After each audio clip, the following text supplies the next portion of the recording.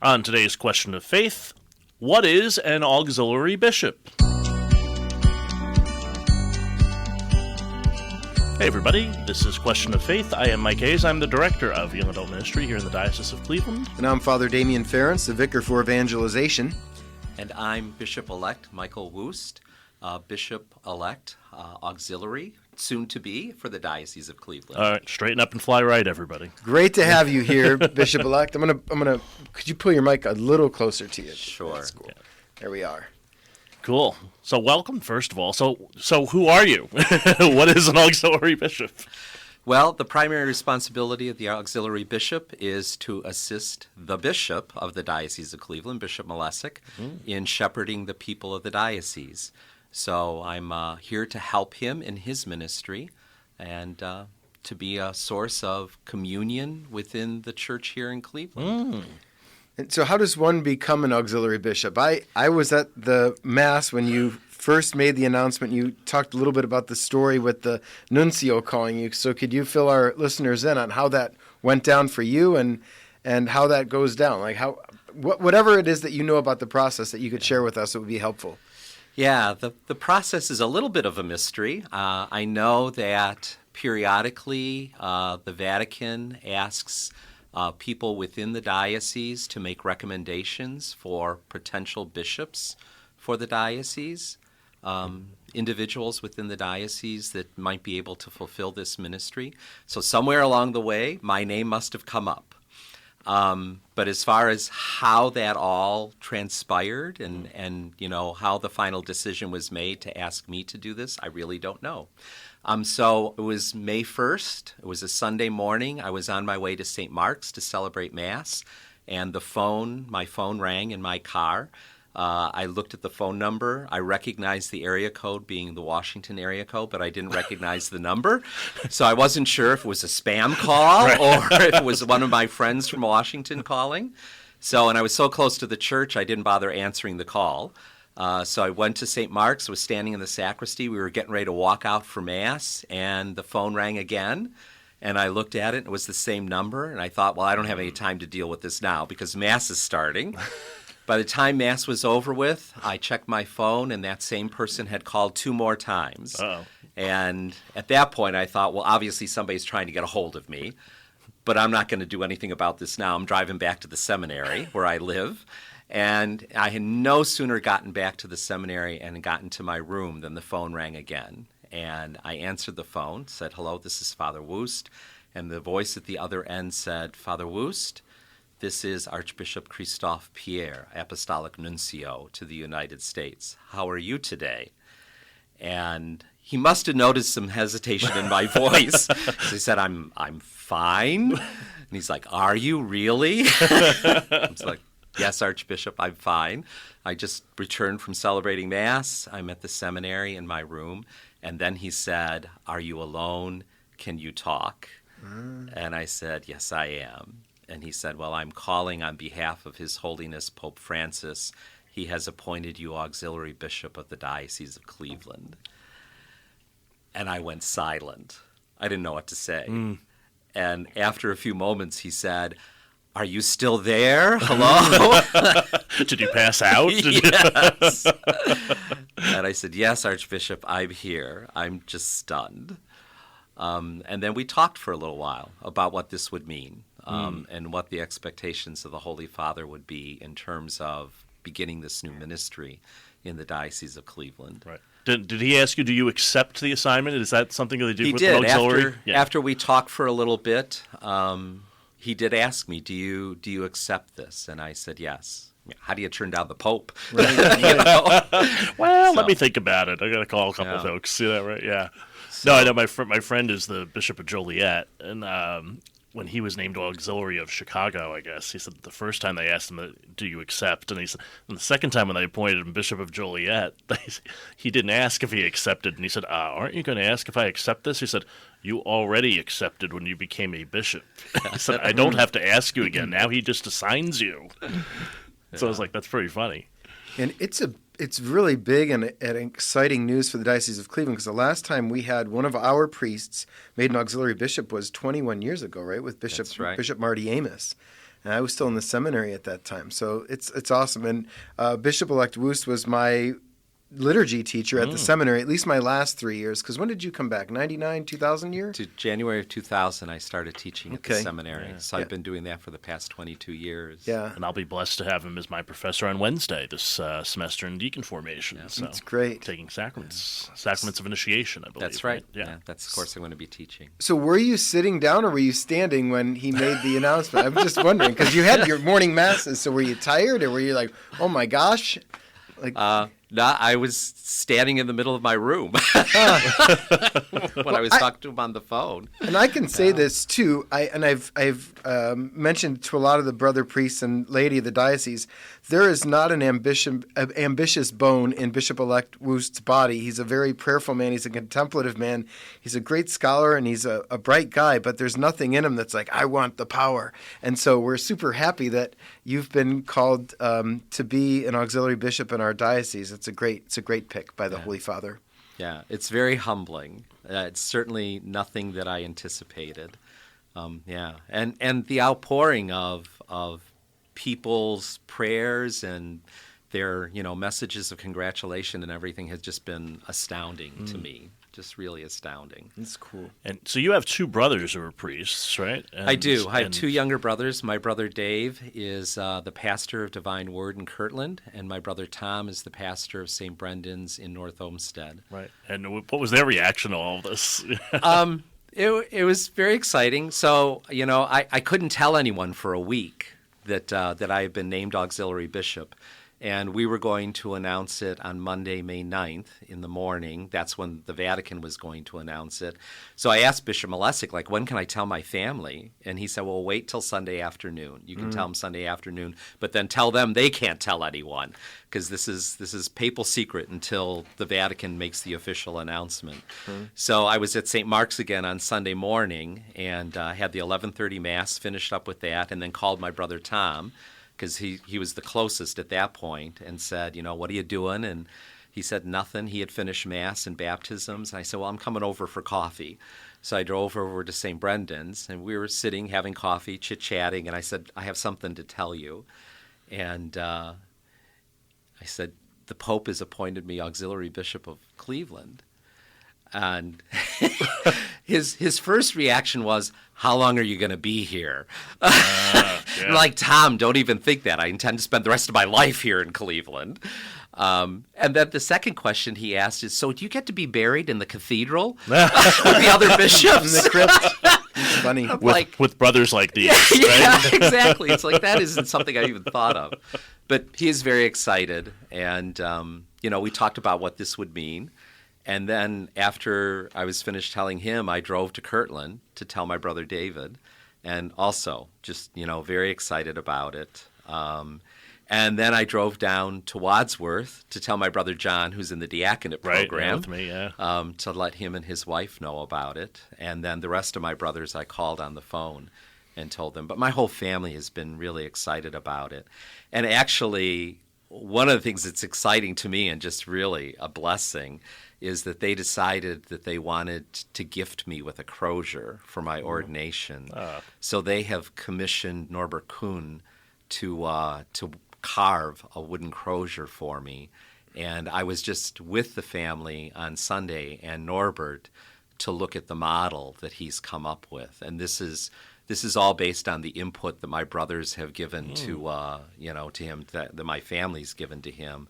And it's really exciting what they've come up with. Because it's based on my Episcopal motto, and it incorporates a crucifix that's based on the vision of St. John of the Cross, his vision of the crucified Christ, and then different elements from my Episcopal motto, the explanation that I put together for that. Yeah. What is your motto?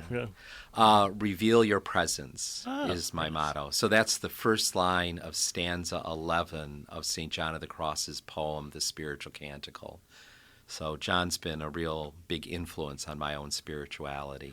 And you've got a Carmelite symbol within your, it's the heraldry, your logo. What do they call that? Yeah, so my coat of arms. Coat of arms. Yeah, my coat of arms. So I worked with a priest who does that kind of Episcopal heraldry, creates coat of arms. We spent some time just talking about my background and everything, and because of the influence of the Carmelites and Carmelite spirituality, one of the things that he had suggested for my coat of arms is it's a symbolic representation of Mount Carmel, and it's incorporated into the Carmelite shield. So the Carmelite community has this symbolization of Mount Carmel with the cross on the top of it, and he incorporated that into my coat of arms. The difference between the Carmelites and mine is the fact that the Carmelite coat of arms, that's represented in brown because their habits are brown. In mine, it's in gold to represent the desert. Because one of the things that the priest who put together my coat of arms came to discover is that the German version of my last name means wild or wilderness or desert. And it ties into sort of the desert spirituality of the Carmelites. It's very cool. Yeah. Nice. And so we noticed that you already have had some wardrobe updates. You you got the zucchetto and the pectoral. So why do auxiliary bishops get the pectoral cross and the zucchetto ahead of mitre and crozier? So as soon as you are named a bishop by the Holy Father, you can begin to wear the pectoral cross and the zucchetto as a sign of the fact that you have been called to this ministry. So Bishop Malesic actually gave those to me a couple of days before the official announcement was made. And I was a little surprised when he gave them to me. I'm like, what am I supposed to do with these? And he said, well, you start, as soon as the announcement's made, you start wearing these liturgically. You can wear the pectoral cross, you can wear the zucchetto, and it's a sign of the fact that you have been named a bishop. And then in the ordination rite itself, that's when the episcopal insignia, the ring, the mitre, and the crozier are presented to the bishop who has been ordained. So those things will be given to me, and I'll be able to start using them after the ordination. Right. And that's going to be on August 4th, right? That's right. And it'll be live streamed. Yes, as So- well. So I was at the Mass when Bishop-elect Woost celebrated his first Mass as Bishop-elect. And I've been on faculty with him now probably 10, 11, 12 years or something like this, and he was my professor. But that morning when he came out with the zucchetto and the cross, the church is really wise in these symbols because there was something different that day. And I think it's also a very human thing. Like if you're going to become a bishop, here's a little bit of time to get comfortable with this change that's taking place in your life. But it was cool. A lot of us got misty-eyed that day, and I think Bishop-elect Woost, you got to pick your ordination date or at least give some suggestions, and he picked August 4th, which is the feast day of St. John Vianney, who is the patron saint of parish priests. Right. So that's really cool, and that's what he's been doing for most of his seminary or as a priestly career. He was vocation director for a while and been at the seminary for the last 20 years? 22 years. 22 years, so... And we decided to go all out and bring the Hillibilly Thomists in for a concert that day. That's right. We're going to celebrate that night. And... with the new bishop presiding at night prayer that night, which would be awesome. So come on out. That's August 4th, 7 o'clock. Tom Evanchuk, local artist here in Cleveland, will open up for the Hillibilly Thomists. If you don't know who the Hillibilly Thomists are, they're a group of Dominicans who play bluegrass music. Yep. So go check them out on YouTube. Yeah. You'll like them. Exactly. So they'll be at St. Wendelin's Parish in the parking lot there with some food trucks and some beer tent and all those kinds of fun things. And Bishop Woost will preside at night prayer for us as well at the end of that. So if you're a devout Catholic, please come, but please bring your friends who are not devout Catholics, people who have not been on that church property in a long time. Say you're coming to a free concert and do some evangelization, please. Yes. If you're in the neighborhood of Duck Island there, come on out. A lot of new housing going up there. So, be a nice little neighborhood party that you can enjoy. It's free, by the way. I don't think we said that, so it's free. Yeah, free show. So just show up. There are no tickets. There are nothing like that. Just show up and, come as you are. It'll be great. So what are you most looking forward to as auxiliary bishop here? I think having greater outreach into the Diocese of Cleveland, being able to visit parishes, to celebrate Eucharist, especially to be able to celebrate the sacrament of confirmation with young people. I really look forward to that because I think that's such an important part of continuing our Catholic faith and encouraging young people to grow in their Catholic faith, and to rely upon the outpouring of the Spirit's gifts into their lives to be able to do that. So I'm really looking forward to that. I'm looking forward to working more closely with Bishop Malesic. I think he's been a great bishop for our diocese, and just really excited to be able to support him in his ministry and to be an extension of his ministry in the diocese. So just to be able to be out there and be with the people. How about as a priest who has taught liturgy at the seminary for the last 22 years? Have you thought about somehow the Lord has been working through all this, and how might he be using all that experience of being a liturgist in the diocese and a professor of liturgy and sacraments to bless the diocese as an auxiliary bishop? Yeah. Well, I hope through the example of my own celebration of the Eucharist that I would be able to further the Church's vision of what liturgy should be, of how we should gather prayerfully, especially for the celebration of Eucharist. I think the fact that this is all happening at the beginning of the Eucharistic revival is really exciting for me. I had the opportunity to be able to preside at the opening Mass at the Cathedral for the Eucharistic revival, and the Exalt and the Eucharistic adoration that took place after that. And that was just such a powerful experience. People were really excited about it. And just to see that kind of excitement around the Eucharist and to be able to be a part of that as a bishop now is, for me, something that I'm really looking forward to. I think that was the first time some people ever heard you preach, the Who's Looking at Who. We'll connect that video in the show notes, because that was a great experience. The public display coming down Superior, and yeah, it was beautiful. It was beautiful. Indeed. And so one of the places that we usually do liturgy is in a church. And so, Bishop, you brought a church search with you this week. So what do you got? Well, I was asked what's one of my favorite churches, and I have to say, the Cathedral. I love our cathedral. Having acted as the master of ceremonies for many of our bishops over the years since I've been at the seminary, and have had a direct involvement with preparing major diocesan liturgies. I love celebrating the Eucharist in the cathedral. When I was diocesan vocation director for a number of years, I lived at the cathedral rectory and celebrated Mass in the cathedral every day. And it just amazes me as I go around the diocese how many people have never been in our cathedral. And as the mother church of the diocese, I think it's someplace that everyone should have an opportunity to visit and to experience the celebration of the Eucharist there, especially when the bishop himself is celebrating, because that's the sign of what it means to be church, when we're gathered with our bishop around the altar celebrating the Eucharist. And it's such a prayerful place. It's a great combination of traditional architecture and art with a little bit more contemporary renovation that has taken place. And it's just a great place for the people of the diocese to gather together to celebrate. And on the corner of East 9th and Superior now, over the last year, the cathedral's been illuminated by the same company that lit up the Terminal Tower a few years back. So it looks beautiful. It's been tuck-pointed. Even today, they're installing the new digital screen so that we can make our story available to those who are walking by. The front steps were just covered with that granite or marble, and the handrails, I think, were going up today, too. So we're almost there. Renovations nearly complete. Speaking of renovations, our readings this week. Martha and Mary. Martha's always doing renovations, and Mary sits by the side of Jesus. So are you more of a Martha or a Mary, guys? Which one are you when you think about your own tendencies? I'm more of a Martha, but I'm going on retreat from Friday to Tuesday, my annual canonical retreat. So I'm going to be more of a Mary there. But I think you need a balance of both. Balance, yes, of course, yeah. Bishop, you?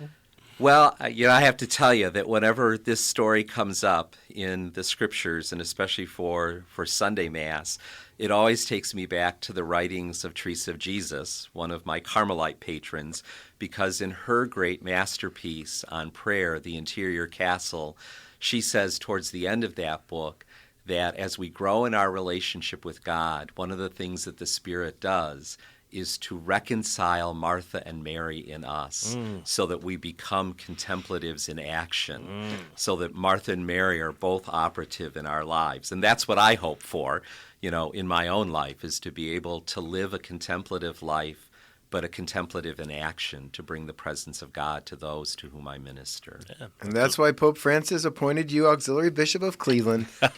It's awesome. So, Bishop-elect Michael Woost, I hope you come back, and maybe we'll have you next week, and we'll do another show. But thanks, you're always welcome, and please pray for us as we pray for you. Thanks very much. Thanks for having me. Yeah, so this is Question of Faith, and we'll have more for you next week.